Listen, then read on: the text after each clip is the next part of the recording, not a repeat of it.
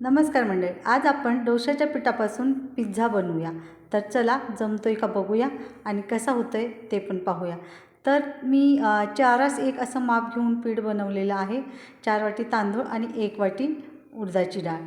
तर हे पहा, मी रात्री वाटून ठेवलं होतं आणि त्यात मी आत्ता चवीपुरतं मीठ टाकले आणि थोडंसं पाणी टाकून पातळसर करून घेतले। आपल्याला कांदा आणि टोमॅटो चिरून घ्यायचं जसं हवं तसं।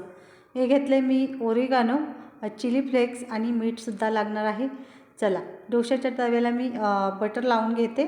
जसं हवं तसं बटर लावा, ज्यांना कमी आवडते त्यांनी कमी बटर लावलं तरी चालेल। तर 2 पळी मी बॅटर पसरून घेतलं आहे डोशाचं आणि ते पसरवून घेतलं आहे। हे पहा, पाहिजे तसं आपल्याला डोसा तयार होतो आणि लगेच आपल्याला तो पलटवून घ्यायचा आहे। आणि पलटल्यानंतर आपल्याला हे सर्व जे पिझ्झाचं साहित्य आहे ते त्याच्यावर भरून घ्यायचं आहे। अर्थातच पिझ्झा सॉस, टोमॅटो सॉस लावून घ्यायचं आहे पाहिजे तसं, म्हणजे मी 2-2 चमचे लावून घेतले।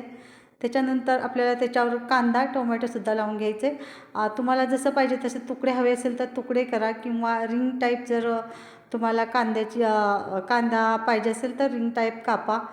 हे पहा, टोमॅटो पण मी गोलच कापलेले आहेत। दोन्ही पद्धतीने मी कापलेले आहेत आणि दोन्ही पद्धतीने लावून घेतलेलं आहे। तुम्ही एका पद्धतीने कापून घेतलं तरी चालेल।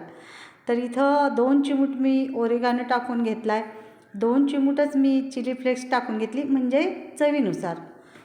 तुम्ही चवीनुसार टाकू शकता। इथं मीठ टाकलं आहे मी 1 चिमूट आणि आता आपल्याला तो 1 मिनिट ठेवल्यानंतर हा पहा पलटवून घ्यायचा आहे।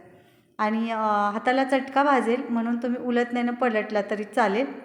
तर इथं मी दुसरा पण करून घेतला आहे। हे पहा, त्याच पद्धतीनं अगदी केलेलं आहे।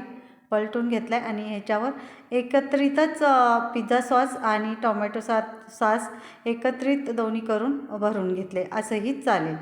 तर हे पहा, इथं थोडं वेगळ्या पद्धतीनं मी इथं रिंग लावून घेतलेत। मी तुकडे नाही भरले। पहिल्या पिझ्झाला मी तुकडेही आणि कांद्याच्या रिंग आणि टोमॅटोच्या रिंग पण लावून घेतल्या होत्या। तर इथं मी फक्त टोमॅटोच्या रिंग आणि कांद्याच्या रिंग लावून घेतल्या। त्याच्यावरनं पिझ्झाचा मसाला म्हणजेच ओरिगॅनो, मीठ, चिली फ्लेक्स टाकून घेतलेला आहे आणि हवं तर तुम्ही इथं चीजसुद्धा आत भरू शकता।